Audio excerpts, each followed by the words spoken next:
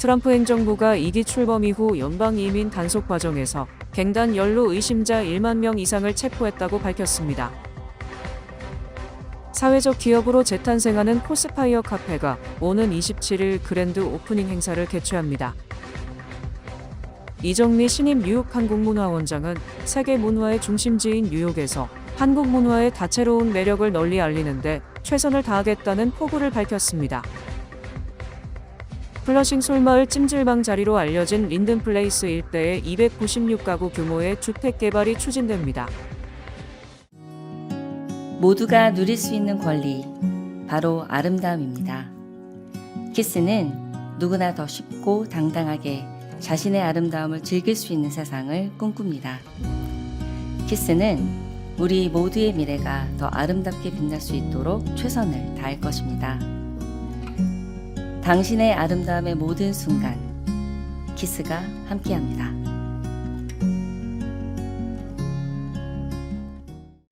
비즈니스도 이제 스마트하게 더 빠르고 더 편리해진 한미디지털 뱅킹 한미은행 제공입니다.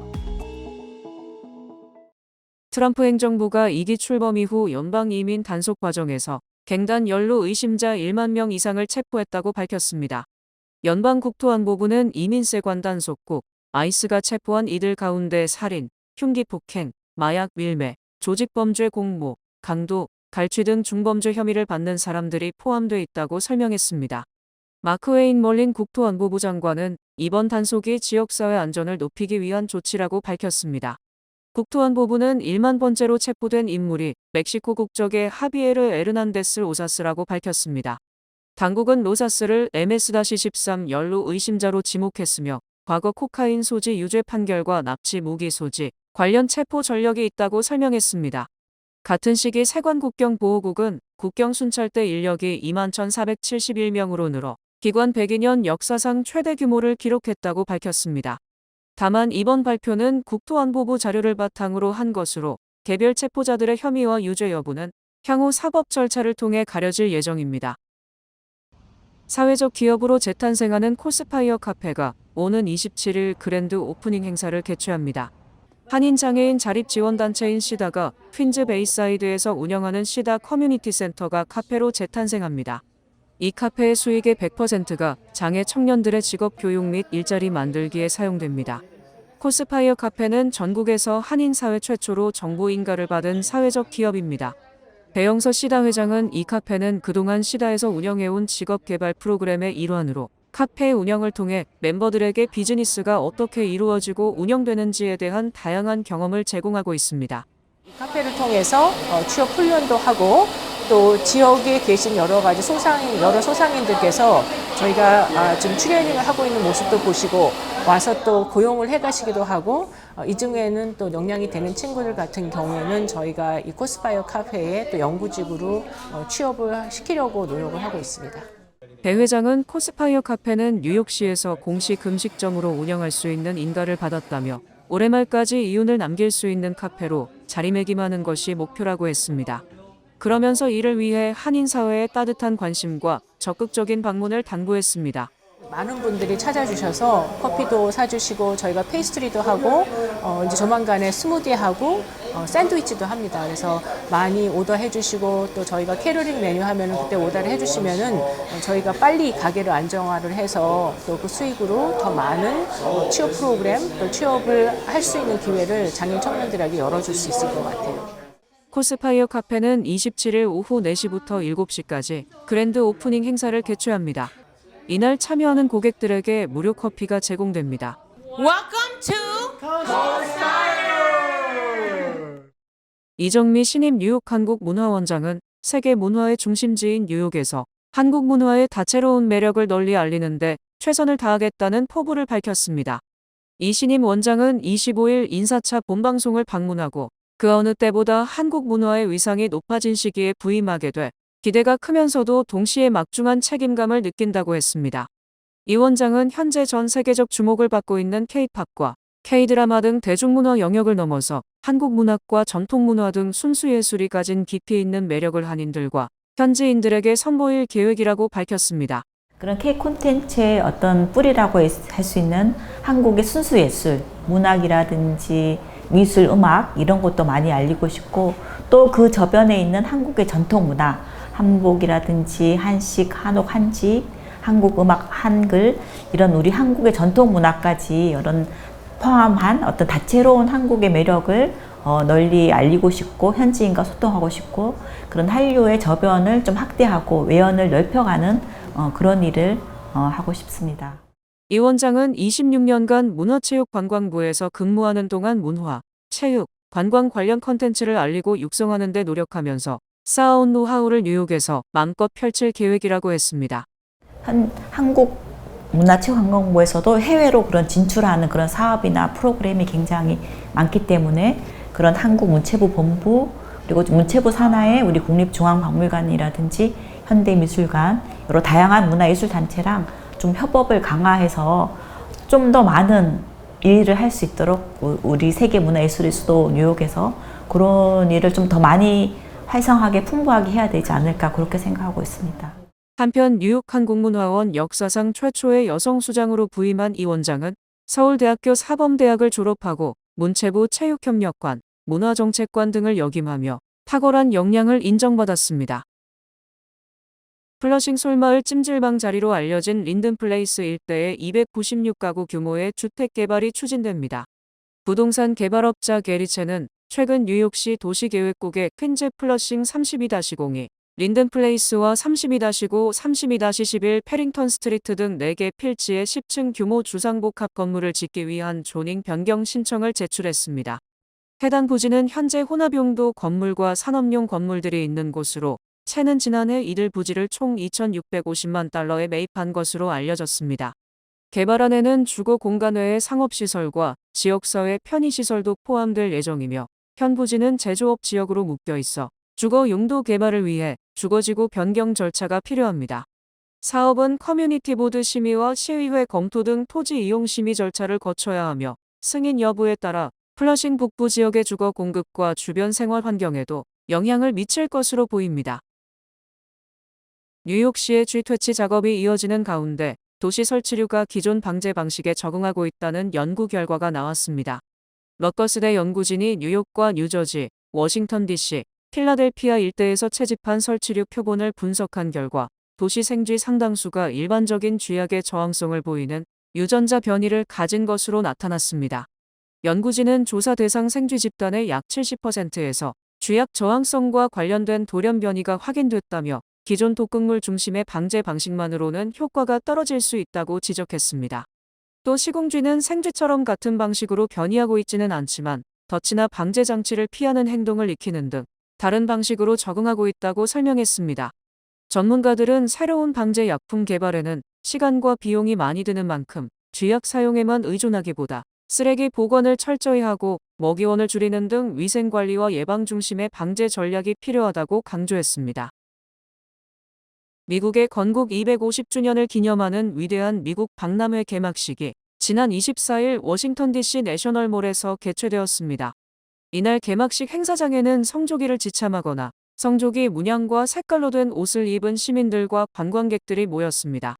워싱턴 기념탑과 링컨 기념관 등이 위치한 내셔널몰 내 광장에는 대형 무대와 대관람차가 설치되었으며 미국의 역사와 전통을 소개하는 전시물들이 마련됐습니다. 트럼프 행정부는 이번 개막식을 시작으로 16일 동안 미국 전역에서 역사와 문화를 기념하는 행사를 진행할 예정입니다. 트럼프 대통령은 이날 축사에서 독립 250주년을 눈앞에 앞두고 미국의 복원과 도약을 선언하게 되어 기쁘다고 밝히며 미국은 자존심과 존엄을 회복하고 다시 한번 강력하고 부유한 국가로 나아갈 것이라고 강조했습니다. 한편 워싱턴 DC의 건국 250주년 기념행사는 7월 4일 독립기념 이래 가장 큰 규모로 개최될 예정입니다. 전국의 주택난을 해소하기 위해 대규모 주택 공급을 촉진하는 법안이 연방상 하원의 문턱을 넘었습니다. 오는 11월의 중간선거를 앞두고 주거비 부담 완화를 위해 공화당과 민주당이 초당적으로 합의에 도달하며 대통령의 서명만을 남겨두고 있습니다. 다만 트럼프 대통령은 현재 해당 법안을 유권자 아이디법과 연계하면서 발효가 불투명해진 상황입니다. 트럼프 대통령은 지난 24일 자신의 트루스 소셜을 통해 오늘 예정돼 있던 주택 공급 관련 서명식은 내가 국가적 비상사태로 간주하는 세이브 아메리카 법안이 통과될 때까지 취소된다라고 밝혔습니다. 일명 유권자 아이디법으로 불리는 세이브 아메리카 법안은 투표 때 유권자 신분증 및 시민권 증명 제시 의무, 특수 상황을 제외한 우편투표 금지 등이 주요 핵심입니다. 그동안 민주당이 우편투표 등 기존 투표제도의 허점을 이용해 부정선거를 저질러왔다고 주장해온 트럼프 대통령은 세이브 아메리카 법안의 통과가 공화당의 중간선거 승리에 꼭 필요하다는 입장입니다. 해당 법안은 연방 하원을 통과한 뒤 연방 상원에서 계류 중이지만 민주당의 강한 반대로 통과 가능성이 낮은 상태입니다.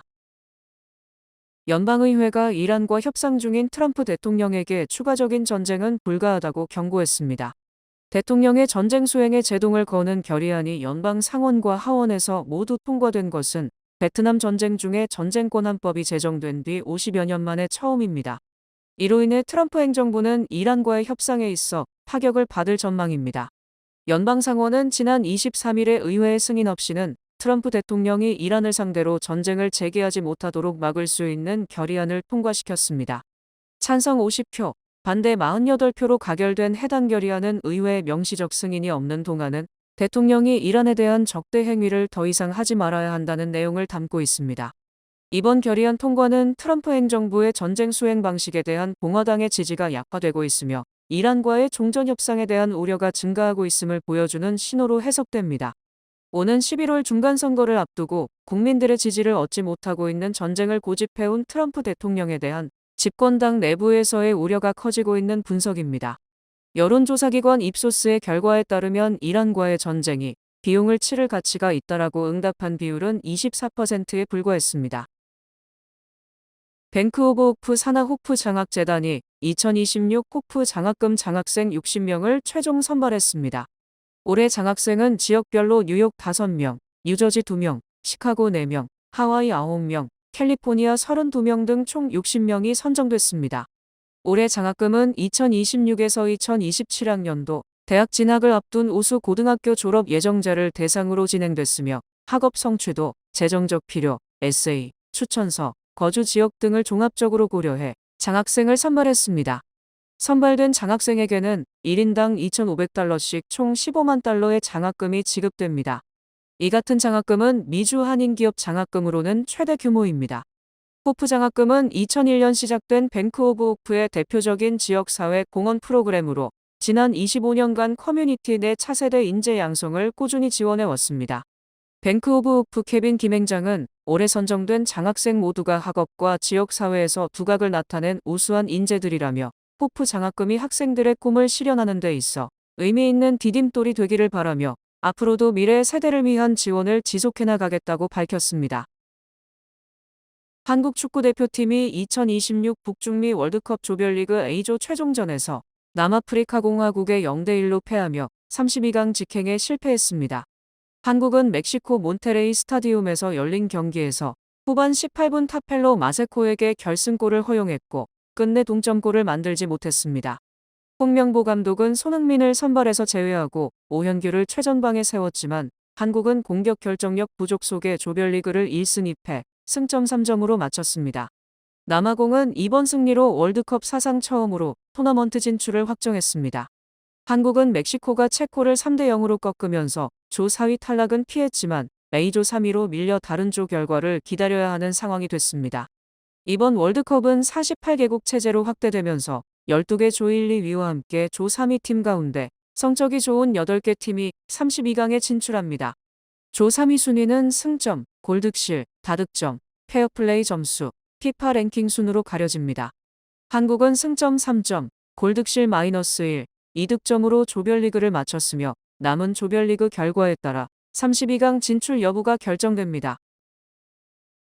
미국과 이란의 종전 양해각서 체결로 인해 국제유가는 급락했지만 미국 내 소매 시장에서의 휘발유 가격이 좀처럼 내려가고 있지 않자 트럼프 대통령이 석유업계에 대한 조사를 지시했습니다. 지난 24일을 기점으로 국제유가 기준물인 브렌트유 8월분은 배럴당 73.74달러, 미국 유가 기준물인 서부 텍사스산 원유는 70.34달러의 거래를 마치며 두 유종 모두 이란 전쟁 이후에 가장 낮은 가격을 기록했습니다. 하지만 국내 주유소의 휘발유 가격은 갤런당 3.93달러 수준으로 전쟁 이전보다 약 1달러 높은 수준을 유지하고 있습니다. 트럼프 대통령은 대형 석유업체들이 자신들이 석유에 지불하는 가격은 크게 낮아졌는데도 주유소 가격은 내리지 않고 있다. 이는 소비자들에게 바가지를 씌운 것이라며 법무부에 조사를 지시했습니다. 석유업계들은 트럼프 대통령의 발언에 대해 반발하고 있습니다. 베서니 윌리엄스 석유협회 대변인은 휘발유 가격은 원유 가격과 항상 같은 속도로 움직이는 것이 아니다라며 특히 공급과 정제, 재고에 여전히 영향을 미치는 대규모 혼란이 발생한 상황에서는 더욱 그렇다고 의견을 밝혔습니다. 석유업계 경영진들은 호르무즈 해협의 선박 운항이 정상화되지 않으면 연료 가격이 수개월 동안 오를 수 있다고 트럼프 행정부에 거듭 경고해왔다는 입장입니다. 대한항공과 아시아나항공의 합병이 정부의 최종 승인을 받으며 오는 12월 17일 통합항공사로 공식 출범합니다. 한국국토교통부는 25일 대한항공이 제출한 아시아나항공 합병 신청에 대해 행정심사 절차를 모두 마치고 인가했다고 밝혔습니다. 이로써 2020년 11월 양사의 합병이 처음 발표된 이후 약 6년 만에 통합 절차가 마무리 단계에 접어들게 됐습니다.